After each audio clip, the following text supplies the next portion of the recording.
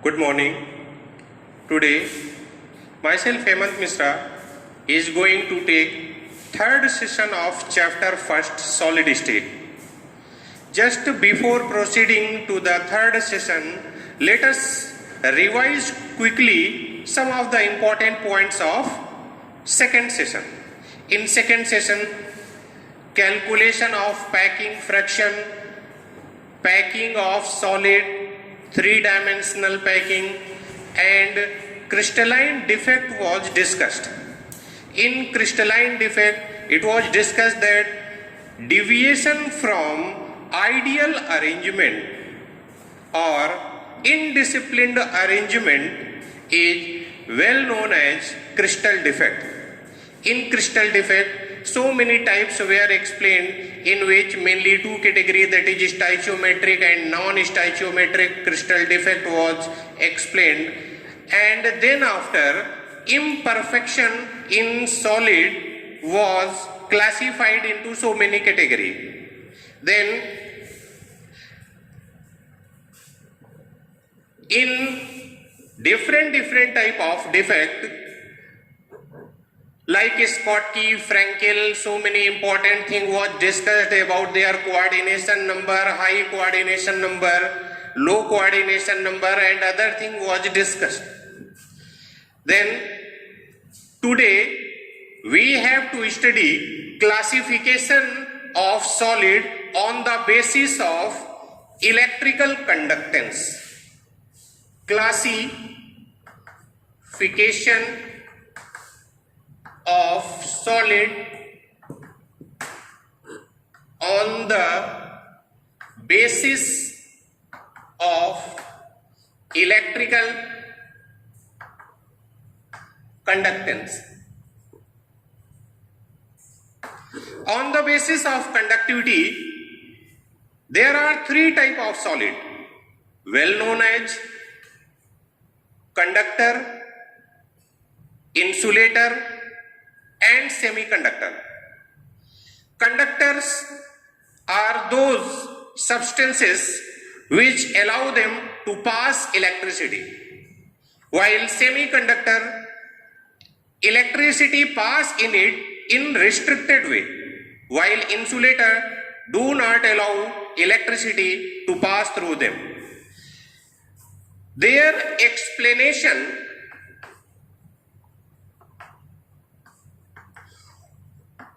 why some of the substances or solid are conductor, why some of the substances are semiconductor and insulator can be well explained with the help of band theory. We know that so many substances around us like wood, glass, rubber act like good insulator, while metallic wire or metallic substances are good example of conductor, while silicon, germanium are good example of semiconductor. But question arises, why so many substances behave in different way? Some of the substances well known as conductor, why some of the substances are well known as insulator? What is the basic cause behind it? It can be explained with the help of band theory. As we know that in atom, each metallic atom or non-metallic atom or metalloid atom has its own electronic configuration. That means the number of electron present in its valence shell represent their behavior. According to molecular orbital theory, according to molecular orbital theory, when two or more atomic orbitals combine in such a way that their energy reduces, then two types of molecular orbitals are formed. One is called molecular orbital, while other is called anti-bonding molecular orbital. That is bonding molecular orbital and anti-bonding molecular orbital. So first is bonding molecular orbital, and second is anti-bonding molecular orbital. In case of metal atom, suppose there are n atoms. It means if n number of atoms get involved in the formation of molecular orbital, then n by 2 bonding molecular orbital and n by 2 anti-bonding molecular orbitals are formed. As we know that energy level of bonding molecular orbital is low, while energy level of anti-bonding molecular orbital is high. So all these orbitals get arranged in a definite energy level. That means the arrangement of molecular orbital proceeds in increasing energy order. So close spacing of orbital. So there is a two possibility. Some of the bonding molecular orbitals are fully occupied, some of the bonding molecular orbitals are partially occupied, while some of the orbitals are unoccupied. This type of arrangement create a band-like structure.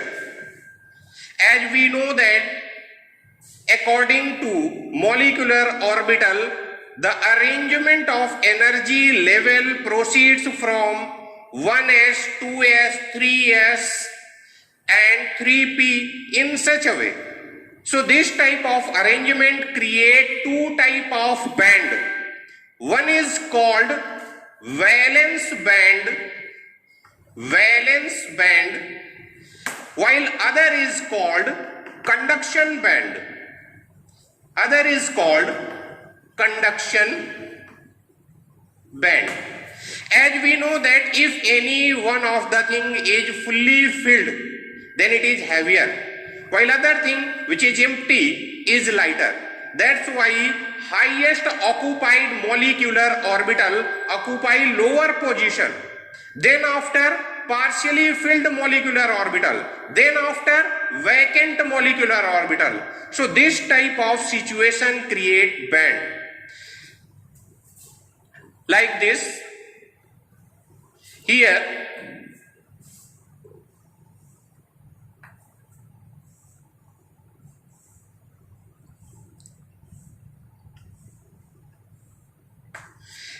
the energy space between two bands is called forbidden zone, and on the basis of energy level between valence band and conduction band, three situations arises. If the energy difference between valence band and conduction band is too high, then electron cannot move from one band to other band, and that's why called insulator.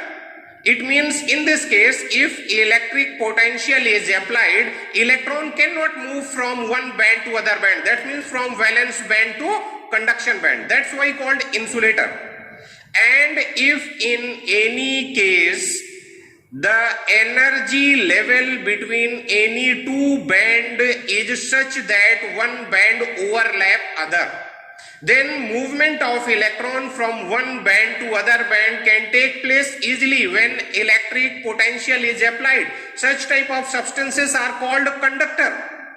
While in other case, if the energy difference between valence band and conduction band is neither too high nor too low, then movement of electron from one band to other band occurs in restricted way. That's why called semiconductor. So briefly we can say that the classification of solid on the basis of conductance can be explained with the help of band theory. This theory clearly says that if the energy difference between valence band and conduction band is too high, then substance act like insulator. If energy difference is neither too high nor too low, then it acts like a semiconductor. And if the energy difference is very, very close or two zone overlap, then it is called conductor. Then semiconductor are further classified into two categories. One is called intrinsic semiconductor and other is called extrinsic semiconductor. In extrinsic semiconductor, conductivity is due to presence of impurities. They are formed by doping. Yes, a phenomena in which some foreign substances are added to crystalline solid in order to create defect. And that type of defect generate extrinsic semiconductor. Extrinsic semiconductor are further classified into two categories. One is called N-type semiconductor and other is called P-type semiconductor. N-type semiconductor, here small n represent for negative, that means negative type of semiconductor. And other is called P, that is positive type of semiconductor. Doping of 15th group member. 15th group, that means the group in which nitrogen, phosphorus, arsenic, etc. are placed. While P-type semiconductors are formed by doping 13th group member, like boron, aluminium, gallium, indium belongs to 13th group member. So extrinsic semiconductors are formed via doping. Then our next topic is magnetic properties of solid. Magnetic properties of solid can be explained with the help of electron and their properties. As we know that electron in an atom usually exhibit two type of motion. One is called spin motion and other is called axial motion. Spin motion generate spin magnetic moment, while axial motion generate axial magnetic moment or orbital magnetic moment. And in this way, both the magnetic moment usually represent magnetic moment of the substance. On this basis, first category of solid is called diamagnetic substances. Diamagnetism is exhibited by those solids in which paired electrons are present.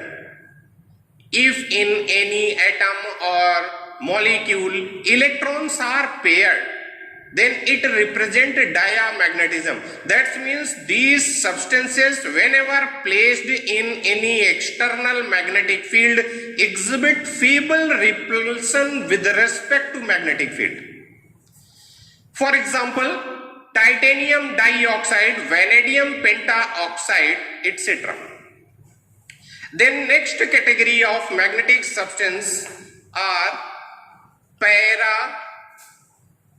paramagnetic substances. Paramagnetism is exhibited by mainly those substances which possess unpaired electron in its structure. So we can say that paramagnetism is mainly due to presence of unpaired electron. As we know that each electron itself behave like tiny magnet. Therefore, each electron has its own magnetic moment. So, in case of unpaired electron, their magnetic moment get aligned directly in the direction of applied magnetic field, and that's why exhibit attraction. As you studied earlier that in case of diamagnetic substances exhibit feeble repulsion. Why? Because in case of diamagnetic substances electrons are paired. That means magnetic movement of one electron is compensated via other electron. That's why net magnetic movement is zero. But in case of paramagnetism, it is not so, because there is an unpaired electron. So unpaired electron has its own magnetic moment, and whenever placed in any external magnetic field, their magnetic moment get oriented according to the direction of applied magnetic field, and that's why exhibit feeble attraction.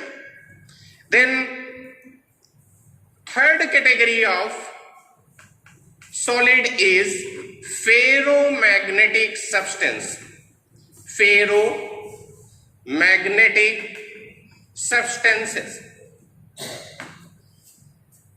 These substances are strongly attracted via external magnetic field. That means ferromagnetic substances, whenever placed in any external magnetic field, exhibit very strong attraction. This is mainly due to orientation of all the magnetic movement in the direction of applied magnetic field. We know that in ferromagnetic substances, usually magnetic dipoles are in scattered form, and whenever placed in any external magnetic field, all the scattered magnetic dipole get oriented in the direction of applied magnetic field, and that's why exhibit very strong attraction, and their magnetism still remain even if external magnetic field is removed. For example, iron, cobalt and nickel. Next is anti-ferromagnetic substances. From the name it is clear that just opposite to the ferromagnetic substances. In this case, the substances have net magnetic moment zero. Why zero? Because in case of ferromagnetic substance, it is already discussed that in substances magnetic dipole are present, and if all the magnetic dipole get arranged in such a way that their magnetic moment is well cancelled via one another, that means arrangement in compensatory way, then their net magnetic moment is zero. So such type of substances are called anti-ferromagnetic substances. For example, manganese oxide, ferrous oxide, etc. Then last is ferrimagnetic substances. Ferrimagnetic substances. These substances have net dipole moment due to unequal distribution of magnetic dipole. Although in ferrimagnetic substances net dipole moment is there, but magnetic dipole are not arranged in compensatory way, and that's why some of the value is observed in ferrimagnetic substances. Thank you. Have a nice day.